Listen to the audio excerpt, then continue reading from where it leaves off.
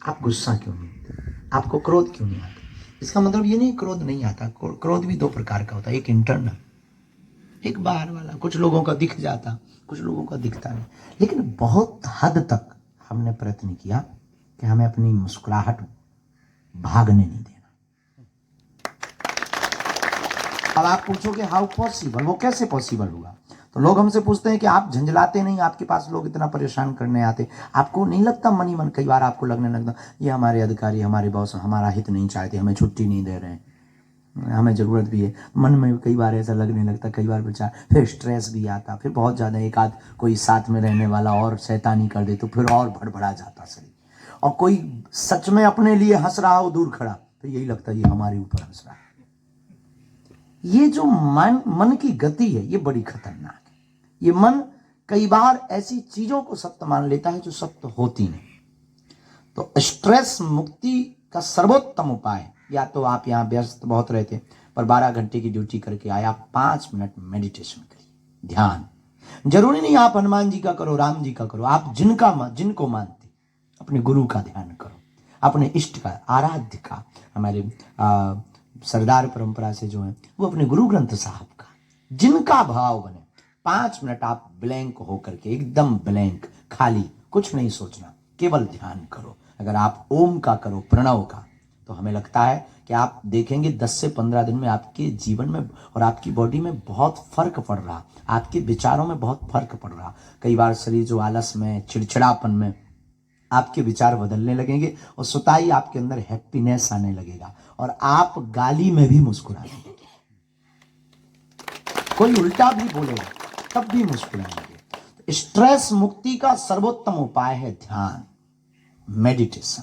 5 minute, बहुत 1 घंटा नहीं, 2 घंटा नहीं, 5 मिनट ध्यान। और ध्यान का मतलब आंख बंद करना नहीं, ध्यान का मतलब हमारी मति जो कहती आंख खुले में ध्यान हो, बेहतरीन ध्यान।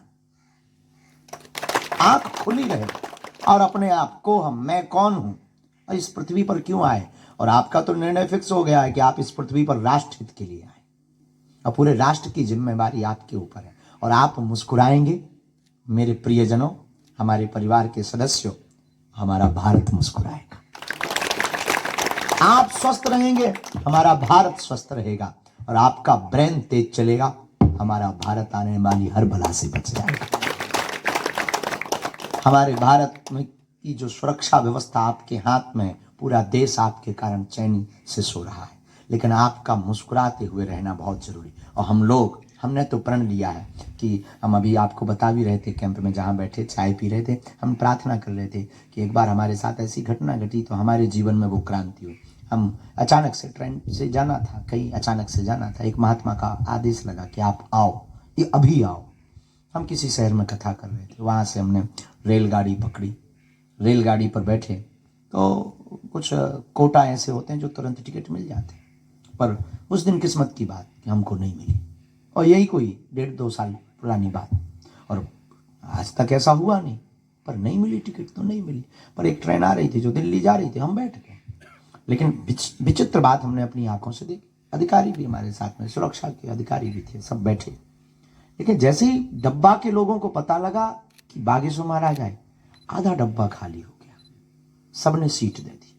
हमें खुशी हुई, अच्छा है, संतों का सम्मान किया, हमने धन्यवाद दिया, हमने सबको कहा आप लोग बैठो, हमको केवल एक सीट बैठने की चाहिए, किसी के भी साथ हम शेयर करें। लोग बोले नहीं नहीं नहीं, कुछ लोग नीचे बैठ गए, छोड़ दी, बैठे सब। लेकिन तब तक हम जब बाथरूम तरफ गए तो जो हमारे भीतर क्रांति घटी, वहां पर 2 राष्ट्र की सेवा करने वाले बीएसएफ के जवान बाथरूम के पास अखबार बिछाकर बैठे थे। तब हमारे मन को बहुत पीड़ा हुई कि यह देश कितना विचित्र है।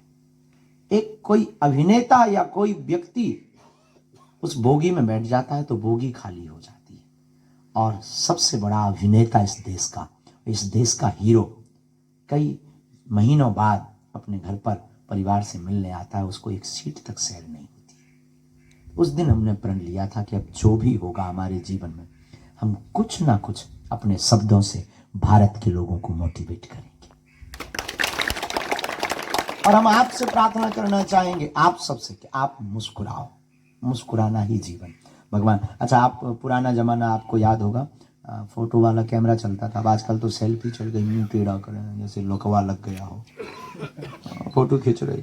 पुराने ज़माने में कैमरा का ज़माना होता था, तो हमने कैमरे के ज़माने में एक अच्छी चीज़, बहुत ऑब्जर्व वाले आदमी हैं, हमने ऑब्जर्व किया, जब किसी की शादी होनी होती तो एक दिन पहले कैमरा वालों को बताना पड़ता था, देख भाई शादी के लिए लड़की वालों को फ़ोटो भेजनी है, कल टाइम पे आ जाना।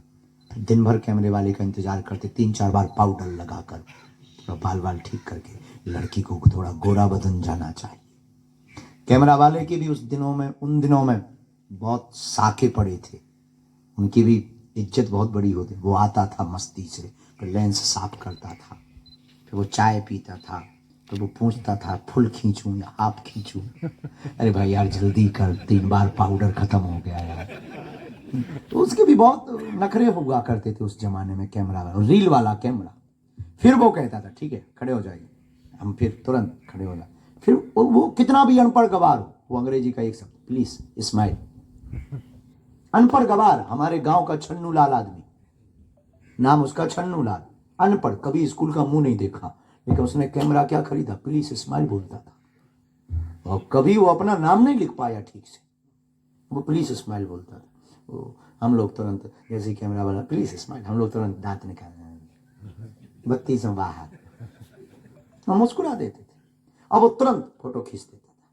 फिर 2-3 दिन इंतजार करते थे, क्योंकि वो धुल कर आती थी। जब 2-3 दिन बाद फोटो आती थी, अपनी फोटो देखकर हम लोग हंसते थे, हो तेरी क्या गजब फोटो आई।